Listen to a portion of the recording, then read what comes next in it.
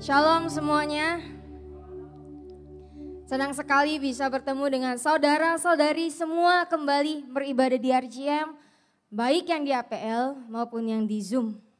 Good evening, brothers and sisters. It is so good to see all of you here joining us in RGM, both in APL and on Zoom. Judul khotbah saya malam ini adalah Tuhan menerima yang mau bertobat. The title of my sermon tonight is God Welcomes Repentance. Di dalam Lukas 15 kita menemukan salah satu perumpamaan yang paling terkenal, yaitu kisah tentang anak yang hilang. In Luke 15, we find one of Jesus' most well-known parables, the story of the prodigal son. Banyak orang yang mendengar ini dan akan berpikir, oh ini adalah kisah tentang kasih Tuhan tanpa syarat.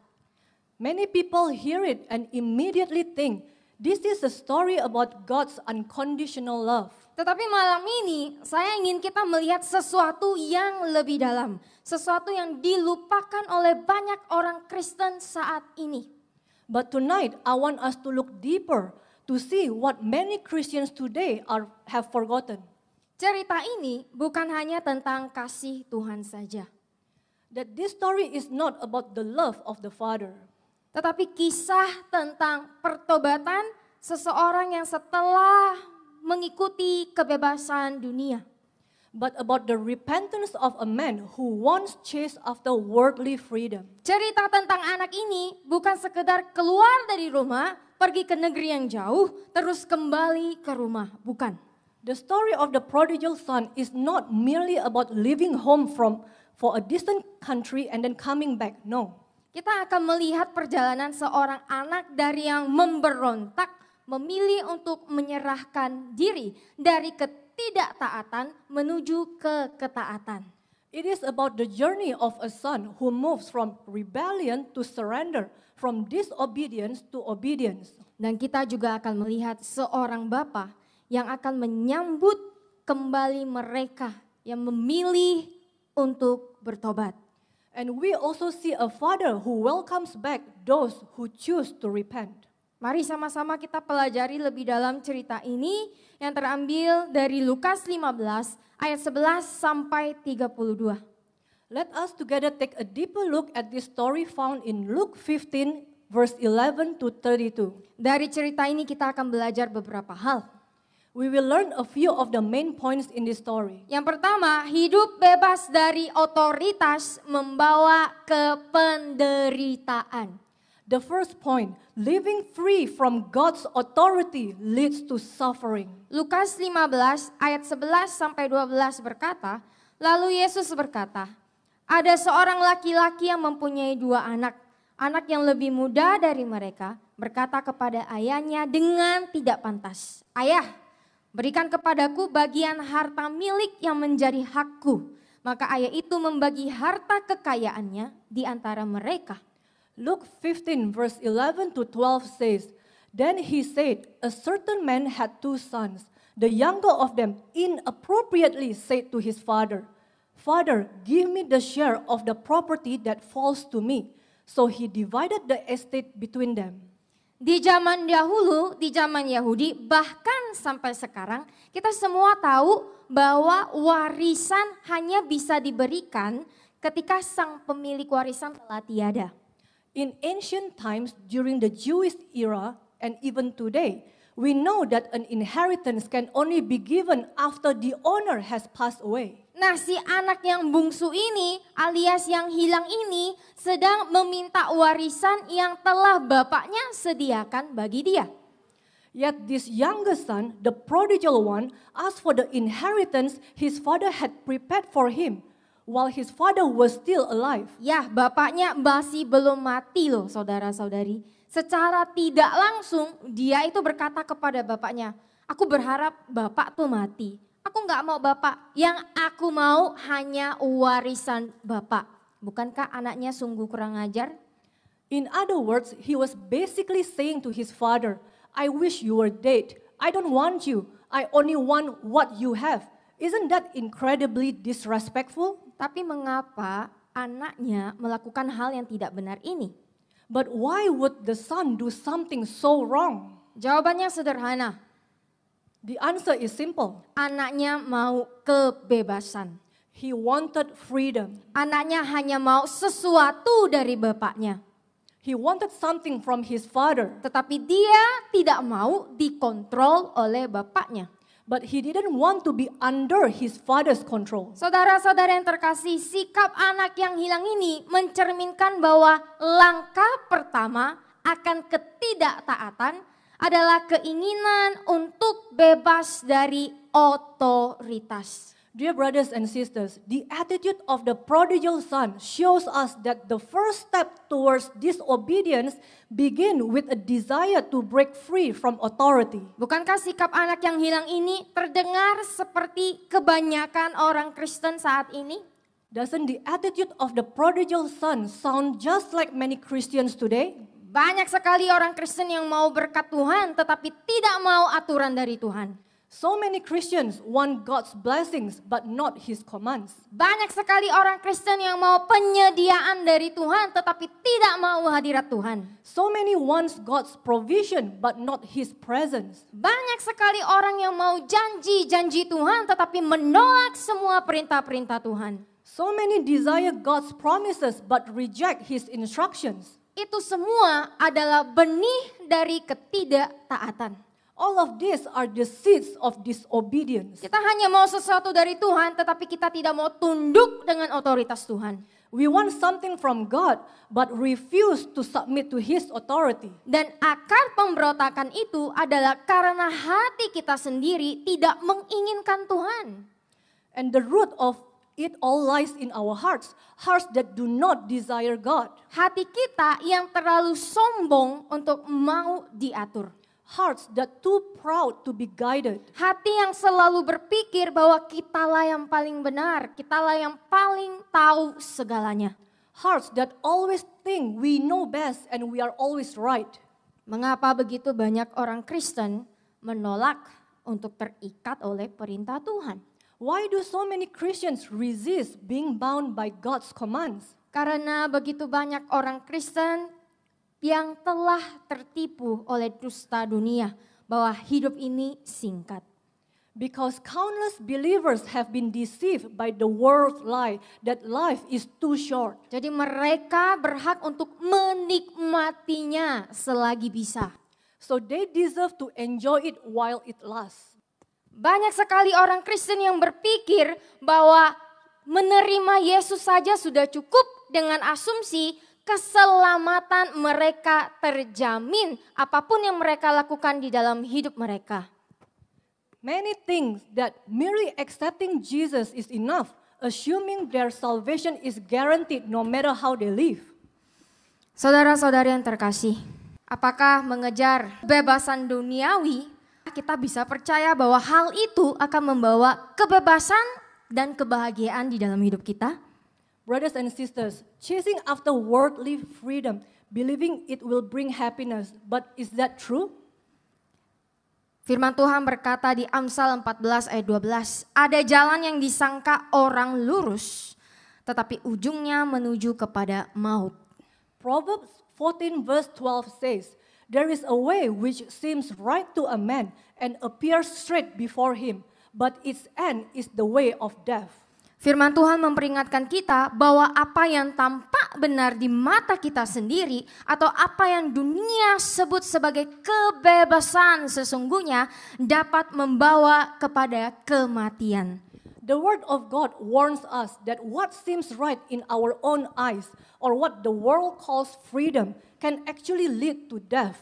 Saat ini dunia dengan berani berkata, enggak apa-apa melakukan hubungan di luar nikah asalkan pakai perlindungan.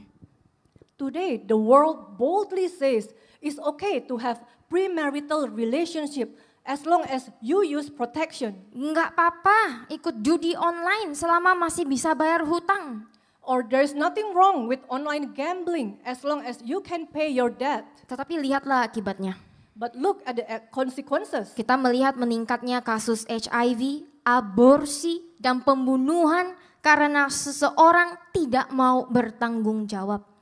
Rising cases of HIV, abortion, and murder when one refuses to take responsibility. Pernikahan yang dimulai dalam dosa dan akhirnya berakhir dengan perceraian.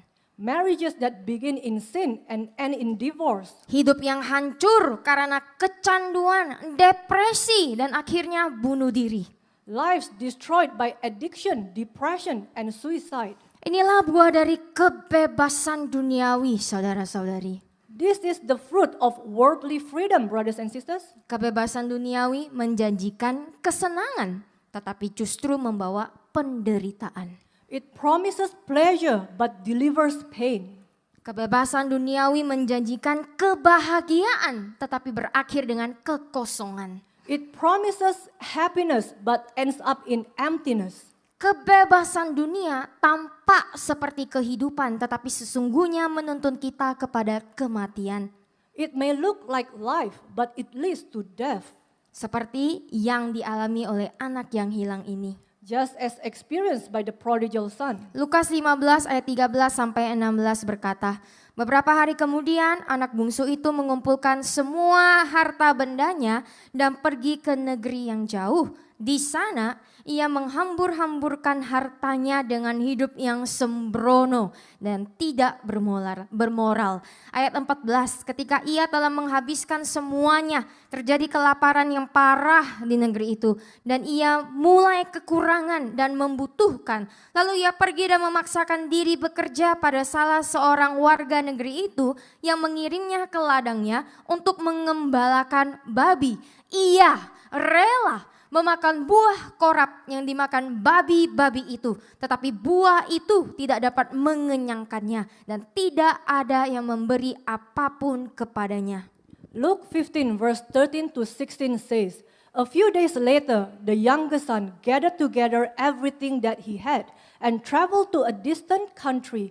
And there he wasted his fortune in reckless and immoral living. Now, when he had spent everything, a severe famine occurred in that country, and he began to do without and be in need. So he went and forced himself on one of the citizens of that country, who sent him into his fields to feed pigs. He would have gladly eaten the carob pods that the pigs were eating, but they could not satisfy his hunger, and no one was giving anything to him. Kita bisa melihat anak yang hilang ini mengira bahwa kebebasan yang ia miliki itu akan membawa ia ke dalam sukacita. We can see that the prodigal son thought the freedom he had would bring him joy. Tapi faktanya, but what happened? Ketika ia menghabiskan semua harta dari bapaknya, ia kehilangan segalanya. When he spent all of his father's wealth, he lost everything. Ketika uangnya habis, ia kehilangan teman dan bahkan harga dirinya.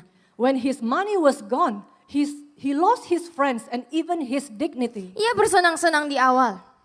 He enjoyed pleasure at first. Dan akhirnya dihadapkan dengan kekosongan dan bahkan penderitaan. But in the end, he was faced with emptiness and even suffering. Saudara-saudara yang terkasih, kebebasannya, ketidaktaannya malah membawa ia ke dalam kehancuran. Brothers and sisters, his so-called freedom, his disobedience actually led him to destruction. Dan setelah ia kehilangan segalanya, ia terpaksa menjadi seorang penjaga babi. And after he had lost everything, he was forced to become a feeder of pigs. Sebuah pekerjaan yang bagi orang Yahudi itu adalah pekerjaan yang paling hina dan memalukan dari semua pekerjaan yang ada. A job that for the Jews was the most disgraceful and degrading of all. Anak yang dulu menuntut kebebasan dan harta kini tidak punya apa-apa. The son who once demanded freedom and wealth now had nothing. Tidak ada martabat, tidak ada harapan, bahkan tidak ada makanan. No dignity, no hope, and no food. Ia jatuh sejatuh-jatuhnya sampai ia harus makan makanan babi. He sank so low that he longed to eat the pig's food just to stay alive. Inilah hasil dari kebebasan yang ia cari. This is what his so-called freedom led him to. Penderitaan, kehinaan, dan kekosongan. Misery, shame, and emptiness. Saudara-saudari yang terkasih, ini adalah peringatan dari Tuhan. Dear brothers and sisters, this is a warning from God. Kebebasan yang kita inginkan hanya karena kita tidak mau diperintah oleh otoritas Tuhan, tidak akan pernah membawa kita ke dalam sukacita. Sebaliknya, itu akan membawa kita ke dalam penderitaan. The freedom we want simply because we do not want to be governed by His authority will never lead to joy. It will lead to suffering. Jadi apa yang harus orang Kristen lakukan jika kita ingin punya kebebasan dan kebahagiaan yang sesungguhnya? So what should Christian do if we want true freedom? Mazmur 119 ayat 44 sampai 45 berkata, Aku akan mematuhi hukum-Mu senantiasa selama-lamanya, menuliskan perintah-perintah-Mu di hatiku. Ayat 45, dan aku akan berjalan dengan bebas, sebab aku mencari dan sangat merindukan perintah-perintah-Mu. Psalm 119 verse 44 to 45 says, I will keep your law continually, forever and ever, writing your precepts on my heart, and I will walk at liberty, for I seek and deeply long for your precepts. Sekilas hal ini terdengar kontradiktif. At first, that sounds contradictory. Bagaimana mungkin seseorang bisa menaati hukum Tuhan dan sekaligus berjalan dalam kebebasan? How can someone keep God's law and walk in liberty at the same time? Bukankah hukum Tuhan biasanya justru membatasi kebebasan kita? Shouldn't laws restrict freedom? Namun inilah cara pandang yang berbeda. But here is the paradigm shift. Kebebasan yang abadi justru ditemukan di dalam penyerahan kepada kebenaran Tuhan seutuhnya. True freedom is found in submission to God's truth. Kata aku akan mematuhi pada hukum-Mu senantiasa. Pemazmur tidak berbicara tentang ketaatan sesaat, tetapi gaya hidup untuk mau taat sepenuhnya setiap hari. I will hold fast to your law continually. The psalmist is not speaking of momentary obedience, but of a lifestyle of complete willingness to obey. Ia menuliskan ketetapan Tuhan di dalam hatinya, yang berarti firman Tuhan itu bukan lagi aturan dari luar, melainkan menjadi kerinduan dari dalam. He has written God's decrees upon his heart, meaning that God's word is no longer an external rule, but has become an inner longing. Dan kata dan aku akan berjalan dengan bebas. Kata kebebasan di sini bukan bebas melakukan dosa, tetapi bebas berjalan dengan bebas di dalam perlindungan dan tujuan yang Tuhan telah tetapkan. And I will walk at liberty. The word liberty here doesn't mean doing whatever sin we want. It means walking freely within the safety and purpose of God's boundaries. Pemazmur seakan berkata, karena aku mengikuti firman-Mu, aku benar-benar bebas. Bebas dari rasa bersalah, bebas dari belenggu dosa, dan bebas dari akibat dosa yang menghancurkan. The psalmist is saying, because I follow your word, I am truly free. Free from guilt, free from bondage, free from the destructive consequences of sin. Terus kata, sebab aku mencari dan merindukan perintah-perintah-Mu. Kerinduan akan firman Tuhan adalah rahasia kebebasan dari pemazmur ini. For I seek and deeply long for your precepts. His longing for God's word is the secret to our freedom. Semakin kita menginginkan kebenaran Tuhan, semakin mudah bagi kita untuk menolak dosa. The more we desire God's truth, it is easier to reject sin. Kerinduan menentukan arah hidup. Ketika kita merindukan kehendak Tuhan, kita akan berjalan di dalam kebebasan yang sejati. Desire determines direction. When we crave God's will, we will walk in liberty. Saudara-saudara yang terkasih, dunia berkata bahwa kebebasan adalah melakukan apapun yang kita mau. Dear brothers and sisters, the world says that freedom is doing whatever we want. Tapi Tuhan berkata bahwa kebebasan sejati adalah bebas dari dosa yang memperbudak kita. But God says that true freedom is being free from the sin that enslaves us. Katakan kepada sebelahnya, dosa itu memperbudak. Tell your neighbor, sin enslaves us. Dosa menjanjikan kebebasan, Sin promises freedom, tetapi justru menjerat kita dengan rantai perbudakan. but instead it traps us in chains of slavery. Ketaatan mungkin terlihat seperti pembatasan, Obedience may look like restriction, tetapi justru menghasilkan damai, sukacita, dan kebebasan rohani yang sejati di dalam hidup kita. but it produces peace, joy, and true spiritual freedom in our lives. Jadi Mazmur 119 ayat 44 sampai 45 ini bukanlah tentang kehilangan kebebasan di bawah hukum Tuhan. So Psalm 119 verse 44 to 45 is not about losing freedom under God's law. Melainkan tentang menemukan kebebasan yang sejati yang sesungguhnya melalui ketaatan.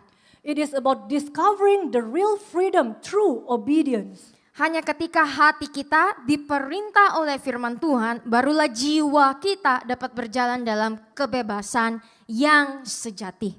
Only when the heart is governed by God's word can the soul walk in true liberty. Bagaimana dengan sikap hati kita hari ini?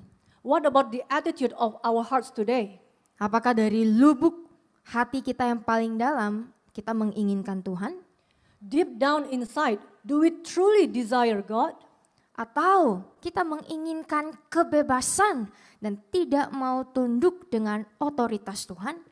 Or do we desire freedom and refuse to submit to His authority? Ingatlah, akar dari ketidaktaatan adalah ketika keinginan kita lebih besar terhadap daging kita daripada menginginkan Tuhan.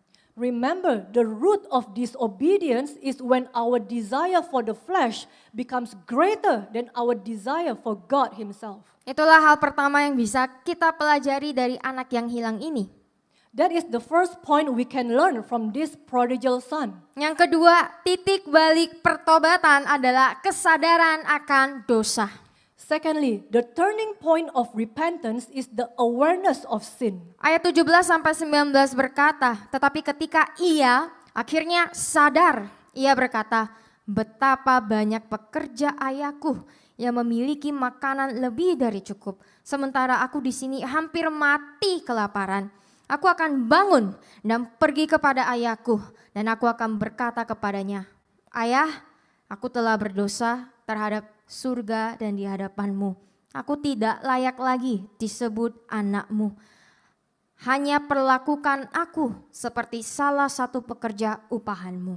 Verse 17 to 19 say, but when he finally came to his senses, he said, how many of my father's hired men have more than enough food while I am dying here of hunger? I will get up and go to my father and I will say to him, Father, I have sinned against heaven and in your sight.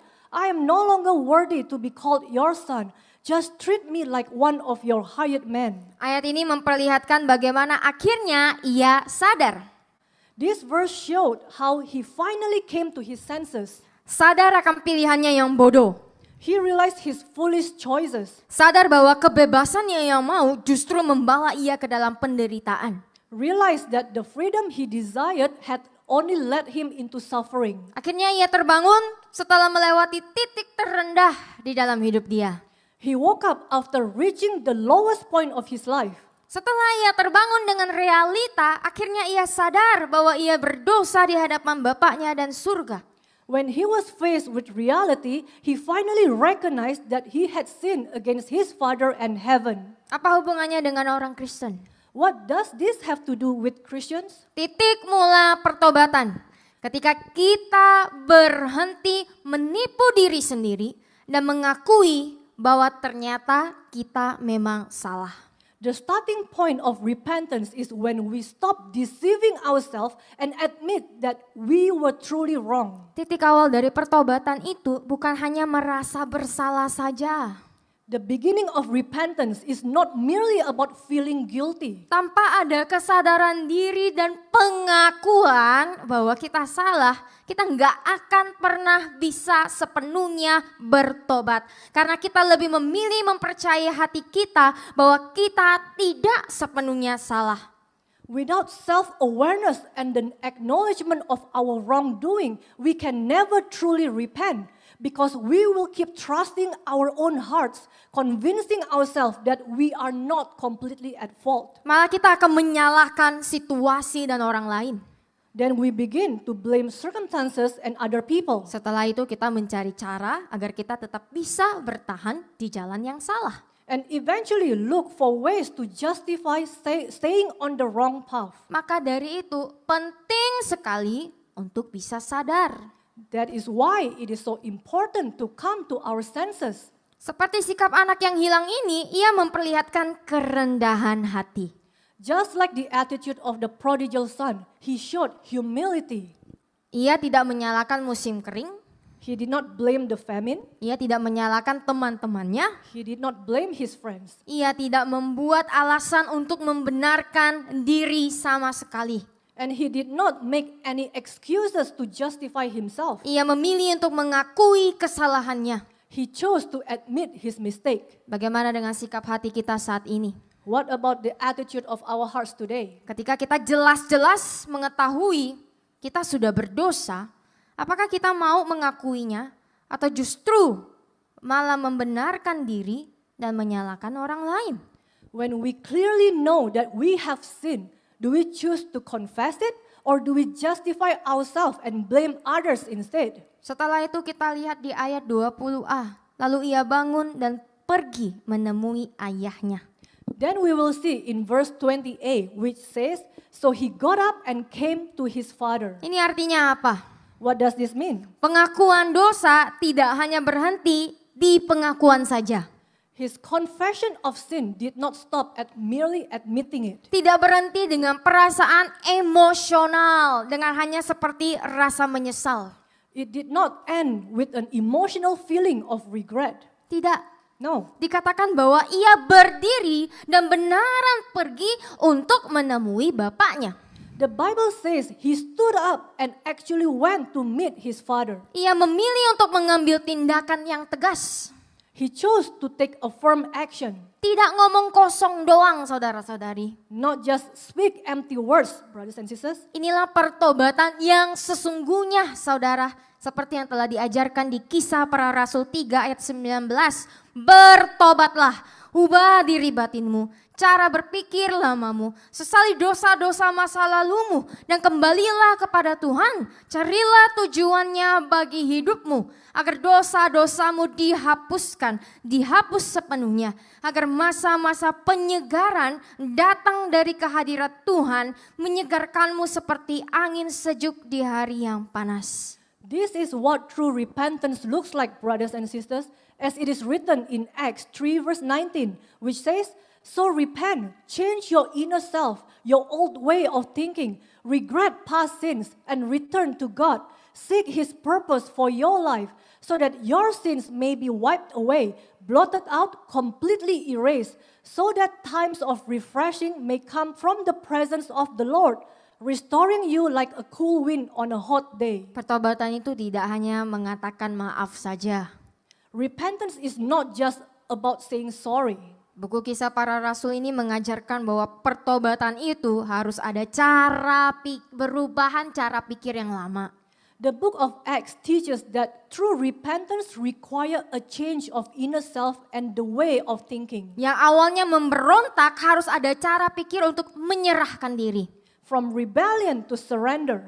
Dari yang tidak mau taat harus ada kemauan untuk taat. From disobedience to a willing heart that obeys. Jangan menjadi kebanyakan orang Kristen yang hanya mau dimaafkan tapi tidak mau kasih transformasi.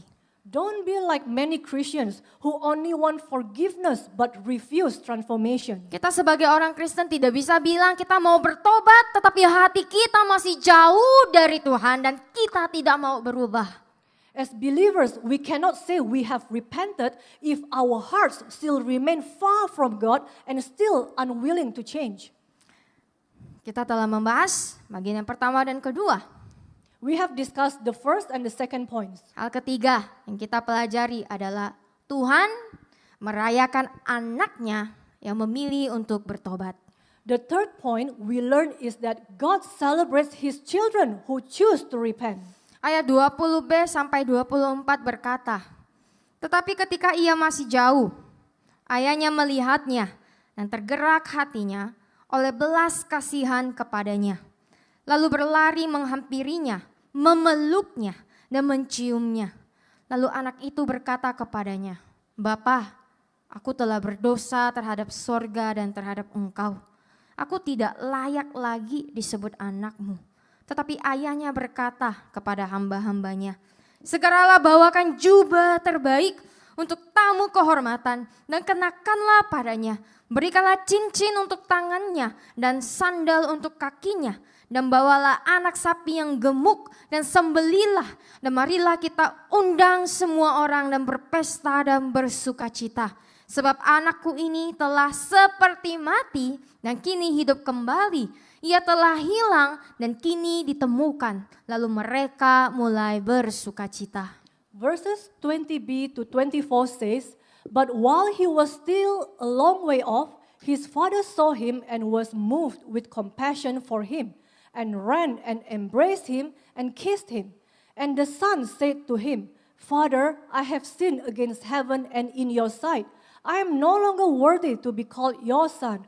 But the father said to his servants, quickly bring out the best robe for the guest of honor and put it on him, and give him a ring for his hand and sandals for his feet, and bring the fattened calf and slaughter it, and let us invite everyone and feast and celebrate.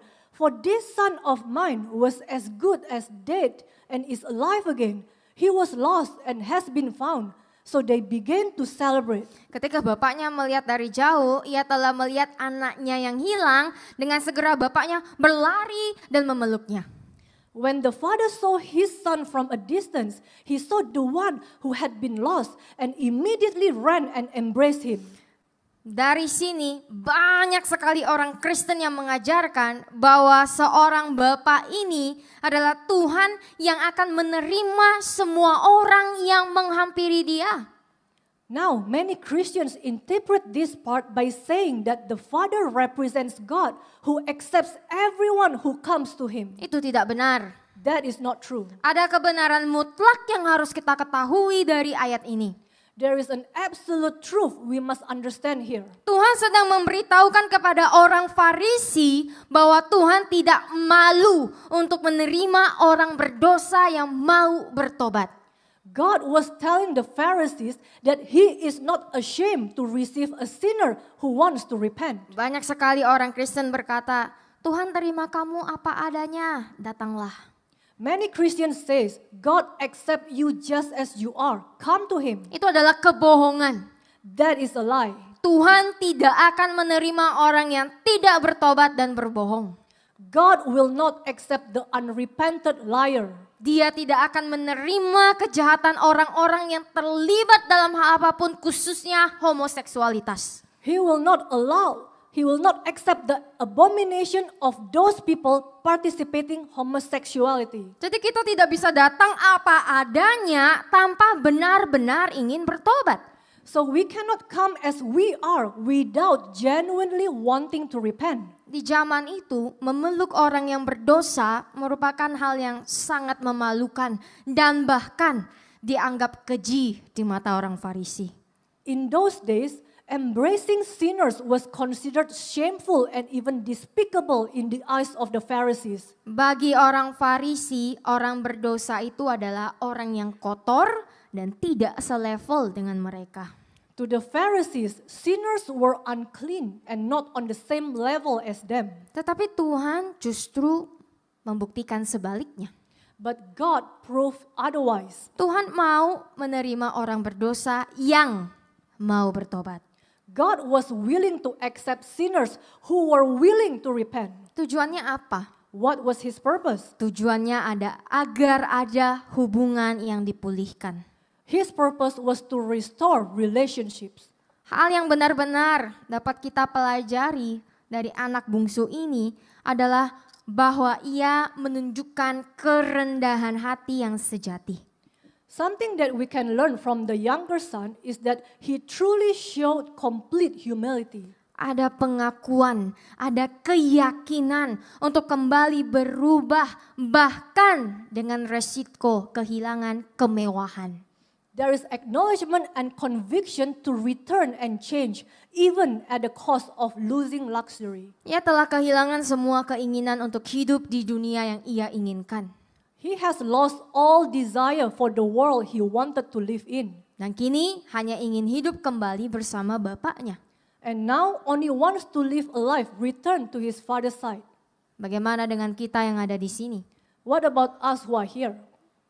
Kita juga tahu bahwa Tuhan rela melakukan hal yang paling memalukan di mata dunia dengan mati di atas kayu salib. Sehingga hubungan kita dengan Bapa di sorga bisa dipulihkan. We also know that God was willing to do the most shameful thing in the eyes of the world by dying on the cross so that our relationship with our Father in heaven could be restored. Sehingga kutukan dosa yang mengikat kita bisa diputuskan. So that the curse of sin that bound us could be broken. Tetapi bagaimana dengan respon kita? But how should we respond? Apakah kita sanggup melakukan hal yang seperti anak bungsu yang hilang ini lakukan? Are we able to do what the prodigal son did? Apakah kita sanggup meninggalkan semua keinginan kita bagi dunia dan berbalik dan hidup bersama Tuhan dengan ketaatan yang penuh? Are we able to leave behind all our worldly desires and turn back to live with God in complete obedience? Setelah itu, kita melihat bagaimana pengakuan anaknya ini tidak berubah. After that, we see that the son's confession did not change. Ia mengatakan apa yang ia rencanakan untuk katakan, "Bapa, aku telah berdosa terhadap sorga dan di hadapanmu. Aku tidak layak disebut sebagai anakmu." He said exactly what he had planned to say. Father, I have sinned against heaven and in your sight. I am no longer worthy to be called your son. Ini menunjukkan bahwa pengakuan, penyesalan akan dosa, dan kerinduan untuk berubah dari anak bungsu ini adalah tulus dan konsisten. This shows that his confession, his sorrow for sin, and his desire to change was sincere and consistent. Setelah itu tadi di ayat 22 dikatakan, bawakan jubah terbaik, diberikan cincin dan juga sandal. After that, verse 22 says, bring the best robe, give him a ring and also sandals. Dalam Alkitab, jubah melambangkan kebenaran dan kehormatan ilahi.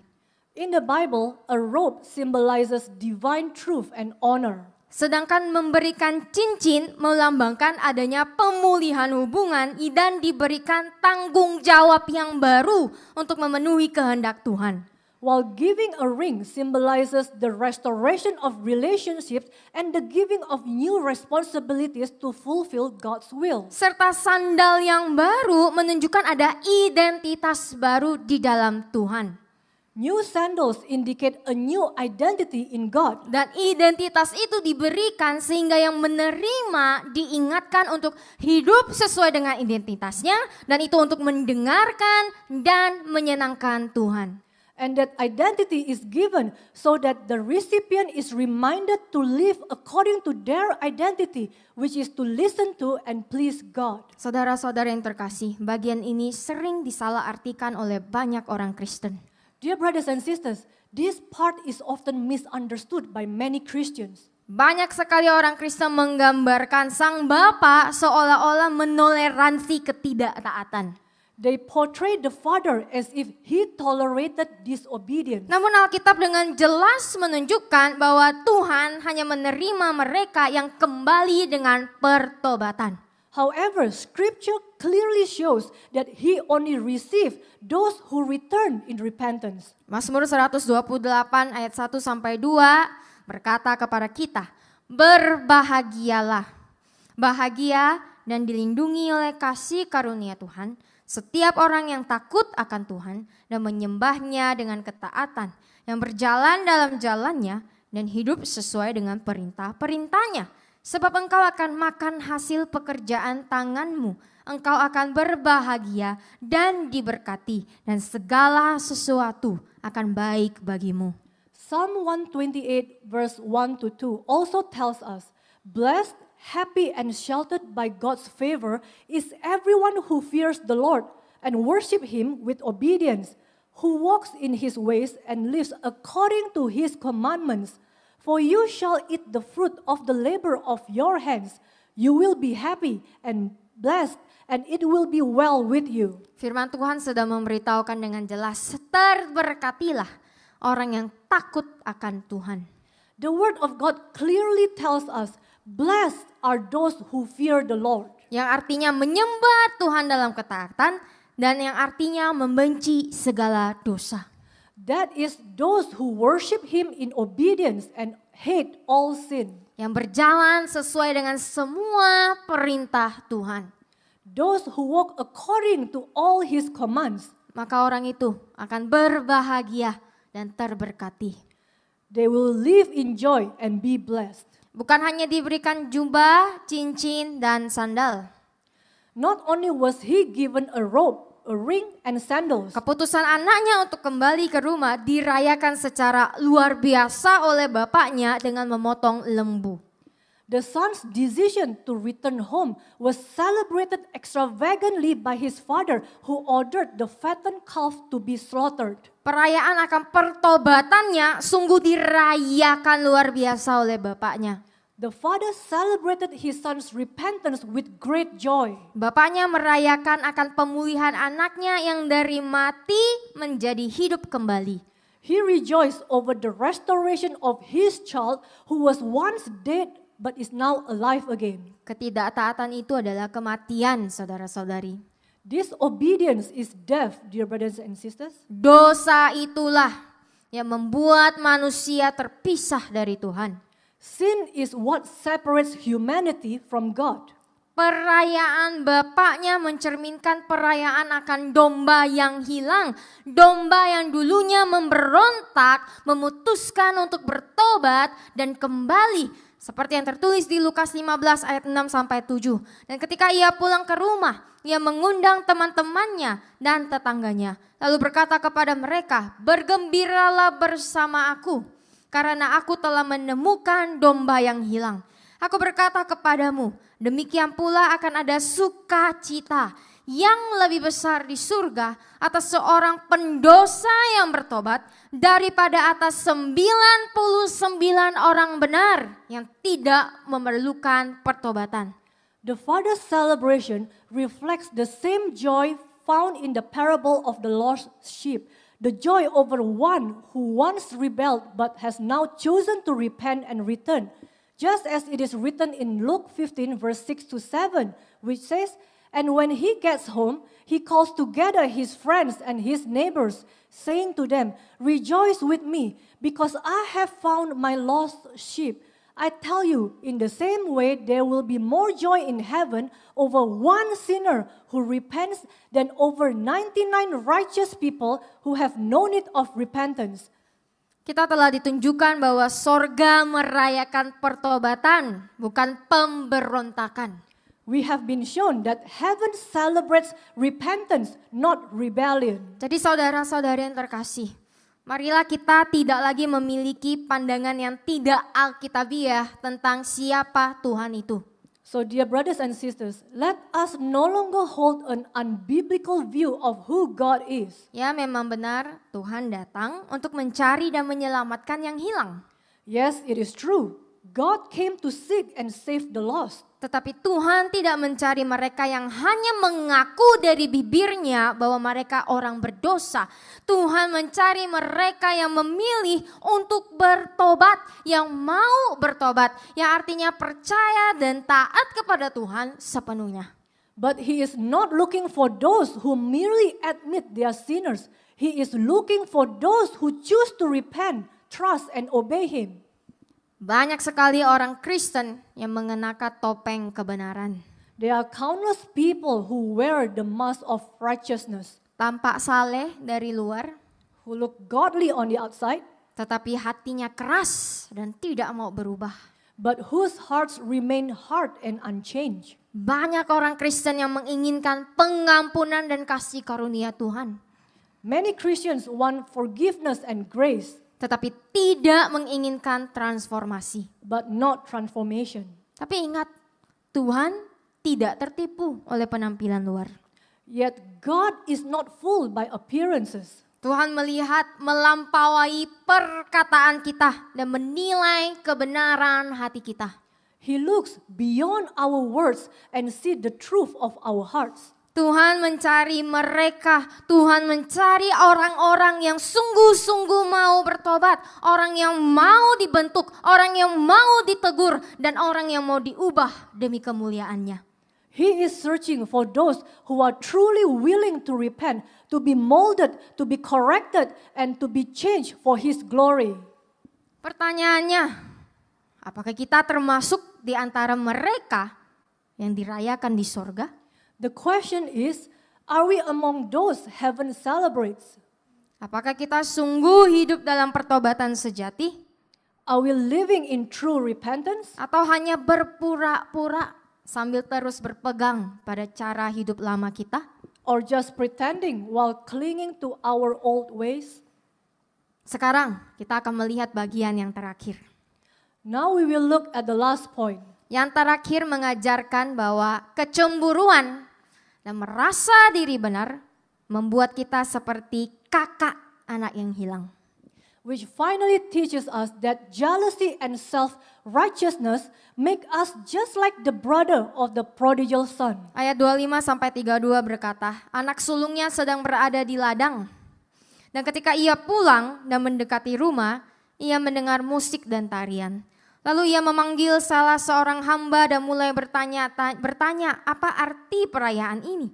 Dan hamba itu berkata kepadanya, adikmu telah pulang dan ayahmu telah menyembelih anak sapi gemuk karena ia telah menerimanya kembali dengan selamat. Ayat 28, tetapi anak sulung itu menjadi marah dan sangat kesal dan ia tidak mau masuk. Lalu ayahnya keluar dan mulai memohon kepadanya.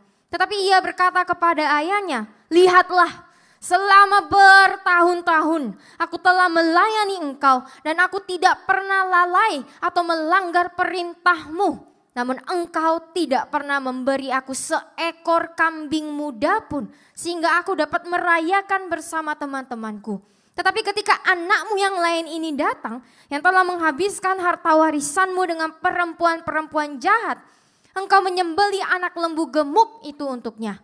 Ayahnya berkata kepadanya, anakku, engkau selalu bersama aku dan segala yang aku miliki adalah milikmu. Tetapi pantaslah kita merayakan dan bersuka cita sebab saudaramu ini seperti mati dan telah mulai hidup. Dia hilang dan telah ditemukan. Let us look at verse 25 to 32, which says, now his oldest son was in the field, and when he returned and approached the house, he heard music and dancing. So he summoned one of the servants and began asking what this celebration meant. And he said to him, your brother has come, and your father has killed the fattened calf because he has received him back safe and sound. But the elder brother became angry and deeply resentful and was not willing to go in. And his father came out and began pleading with him. But he said to his father, look, these many years I have served you, and I have never neglected or disobeyed your command. Yet you have never given me as much as a young goat so that I might celebrate with my friends. But when this other son of yours arrived, who has devoured your estate with immoral women, you slaughtered that fattened calf for him? The father said to him, son, you are always with me, and all that is mine is yours. But it was fitting to celebrate and rejoice, for this brother of yours was as good as dead and has begun to live. He was lost and has been found. Ketika semua orang sedang bersuka cita dalam merayakan kepulangan anak yang hilang, ada satu orang yang tidak senang dengan perayaan itu. Iya, itu adalah abangnya sendiri. When everyone else was rejoicing and celebrating the return of the lost son, there was one person who would not join the celebration. Yes, his older brother. Ia tidak bersuka cita, ia tidak ikut merayakan, ia marah, ia menyimpan kepahitan, ia punya iri hati. He wasn't rejoicing, he wasn't celebrating, he was angry, bitter, and jealous. Ia mendengarkan suara sukacita, namun hatinya dipenuhi dengan kebencian. He heard the sound of joy, yet his heart was filled with resentment. Mengapa? Why? Karena ia tidak bisa menerima bahwa seseorang yang telah gagal sedemikian parah dapat diterima kembali dengan begitu meriahnya. Because he could not accept that someone who had failed so terribly could be received back with such honor. Sang kakak berkata, "Selama ini aku telah melayanimu. Aku tidak pernah melanggar perintahmu. Namun kau tidak pernah memberiku seekor kambing muda." The older brother said, "All these years I have served you, and I have never disobeyed your command, yet you never gave me even a young goat." Pernyataan ini mengungkapkan kondisi hati yang sebenarnya. This statement reveals the true condition of his heart, Bukan hati yang penuh syukur, not a heart of gratitude, melainkan hati yang menuntut pengakuan. but a heart that demanded recognition. Hati yang dipenuhi harapan bahwa ia pantas untuk dipuji. A heart filled with expectation that he deserved to be celebrated. Hati yang telah diracuni oleh iri hati. A heart poisoned by jealousy. Ia iri karena memiliki pemahaman yang salah tentang melayani. He was jealous because he had the wrong idea of serving. Ia kira itu hanya menjaga dan tidak mengabaikan sambil mengharapkan imbalan. He thought it's just keeping and not neglecting, but expecting rewards at the same time. Dalam beberapa hal, dia sama dengan adiknya. In some ways, he was the same as his younger brother, Hanya saja dia nggak ngomong terang-terangan. just that he did not speak up. Dia juga hanya ingin ayahnya mati dan mendapatkan apa yang dia inginkan. He also just wanted his father to die and get what he wanted.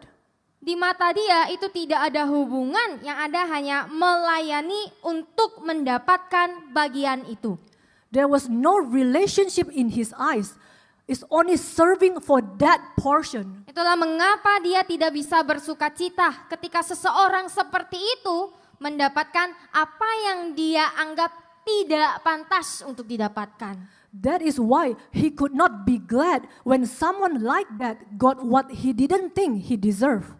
Tetapi apakah sikapnya dapat dibenarkan? But can his attitude be justified?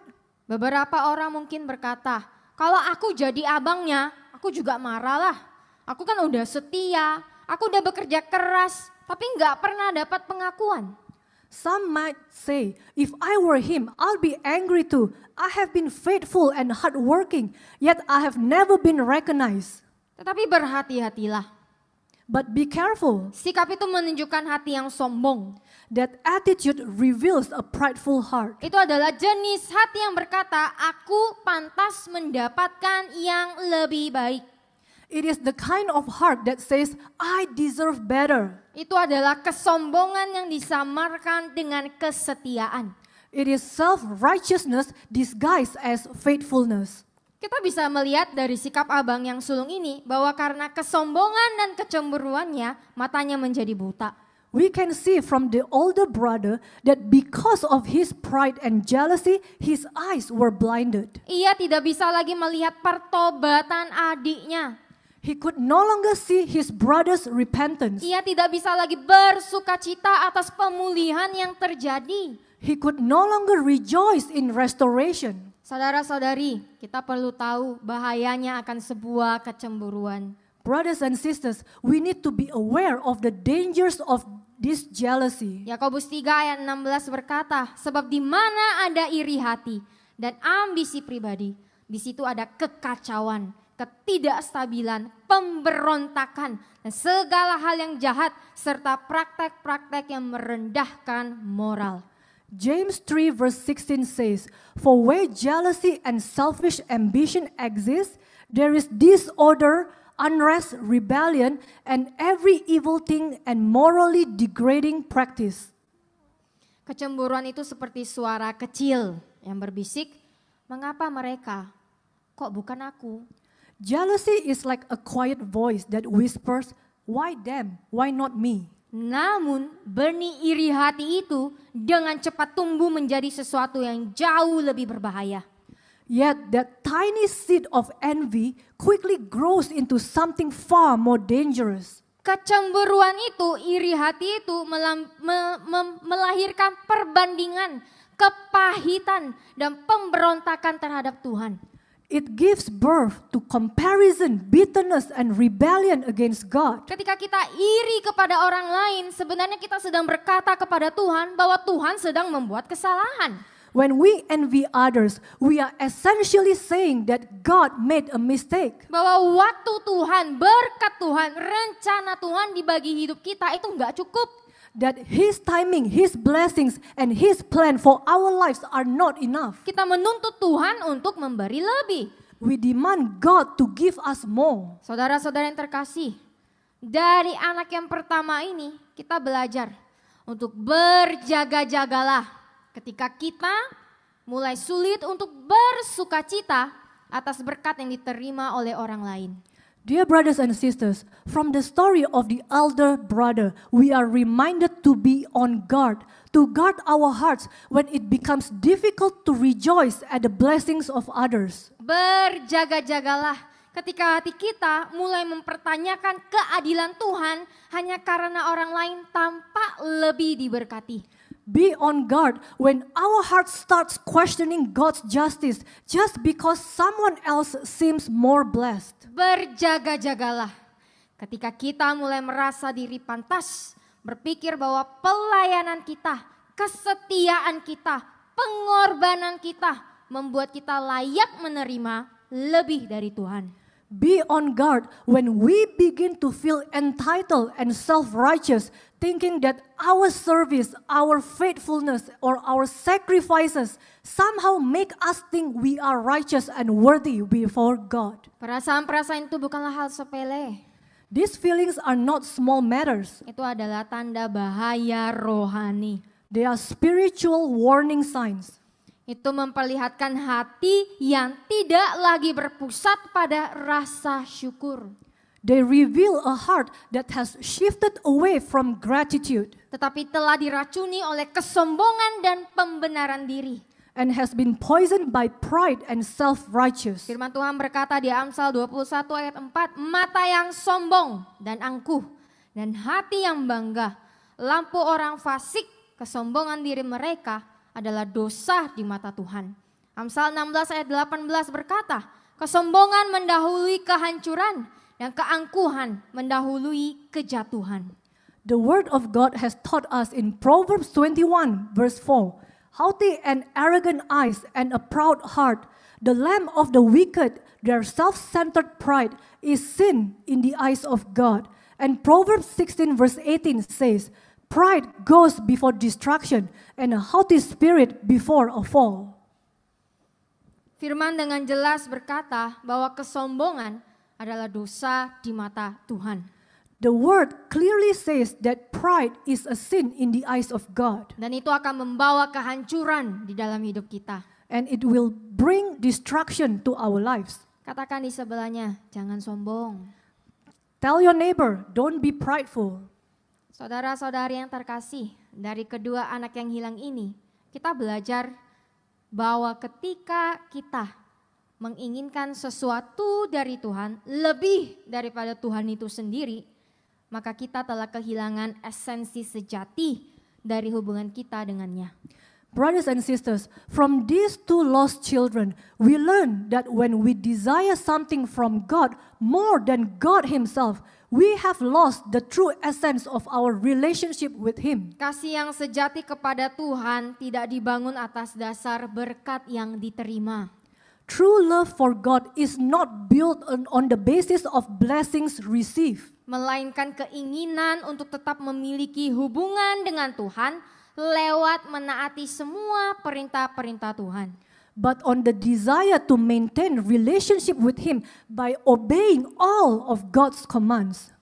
Jika semua berkatnya diambil dari kita, apakah kita masih akan tetap bersuka cita, bersyukur, dan bahkan tetap taat di dalam Tuhan?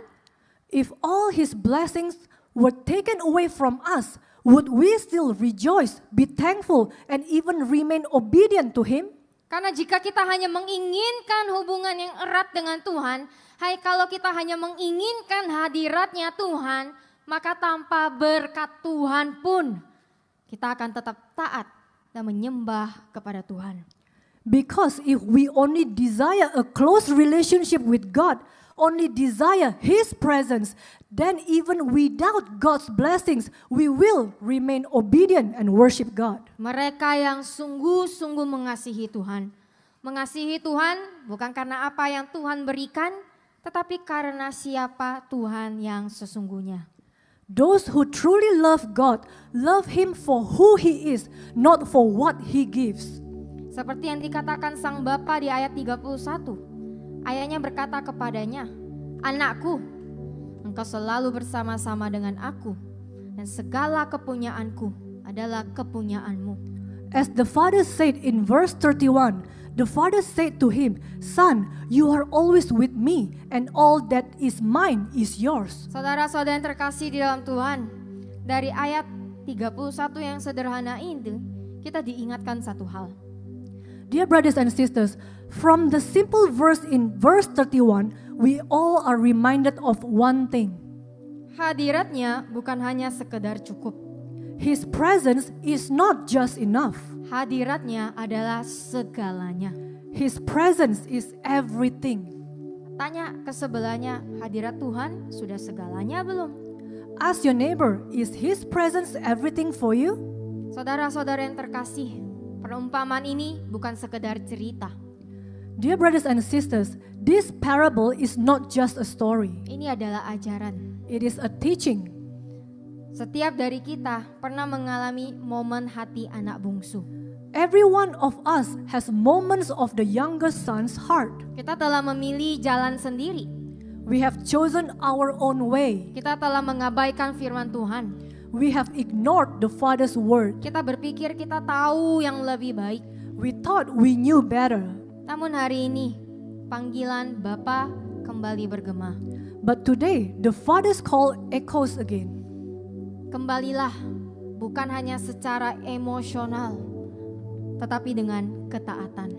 Return, not just emotionally, but in obedience. Mungkin saudara juga memiliki hati seperti anak sulung. Perhaps you also have a heart like the older son. Saudara telah beribadah di gereja selama bertahun-tahun.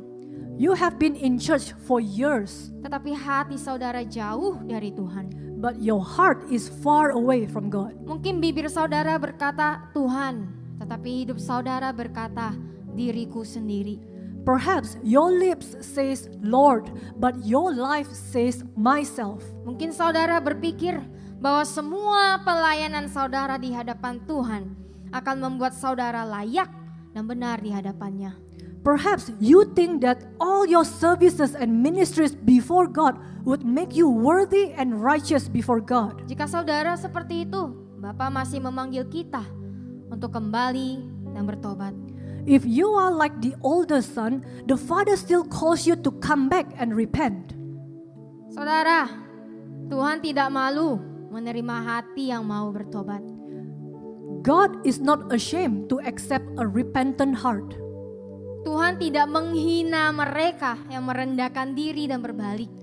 God does not despise those who humble themselves and turn back. Tapi Tuhan tidak dapat menerima orang yang terus memberontak dan merasa diri benar. But God cannot accept people who continue to rebel and have the attitude of self-righteousness. Saudara-saudara, ini bukan cerita untuk orang-orang yang tidak percaya saja. Brothers and sisters, this is not a story for just unbelievers, Tetapi ini untuk gereja. but for the church. Ini untuk setiap kita di sini yang telah menjauh dari ketaatan dan yang lebih memilih untuk memberontak dan merasa diri benar. It is for each one of us here who has strayed from obedience, who acts in rebellion and self-righteousness. Jika malam ini kita masih menolak otoritas Tuhan, hati kita masih jauh dari Tuhan, dan jika kita hanya menginginkan berkat Tuhan daripada Tuhan sendiri, Tuhan berkata, kembalilah, bertobatlah, dan taatlah. If tonight we still reject God's authority, our hearts are still far from God. And if we only want God's blessings rather than God Himself, if so, the call of God is clear. Return, repent, and obey. Mari kita berdoa. Let us pray. Bapa di sorga, ampunilah setiap kami yang ada di sini. Father in heaven, forgive each one of us here. Jika hati kami jauh dari Engkau, if our hearts are far from you, jika yang kami inginkan bukanlah Engkau, if what we desire is not you, malam ini kami mau dengan kerendahan hati Tuhan. Tonight with humility before God, kami mau menyerahkan diri kami. We want to surrender ourselves. Kami mau bertobat. We want to repent. Kami mau berjalan di dalam kebenaran dan kekudusan-Mu. We want to walk in your truth and holiness. Kami mau menjadi anak-anak-Mu yang hanya rindu akan Engkau saja. We want to be your children who long only for you. Terima kasih Tuhan. Thank you, Lord. Bantulah kami. Help us. Berikanlah kami hikmat untuk bisa hidup selalu menyenangkan-Mu. Grant us the wisdom to live in a way that always pleases you. Di dalam nama-Mu kami berdoa dan bersyukur. In your name we pray and give thanks. Amin. Amen. Terima kasih Tuhan memberkati. Thank you and God bless.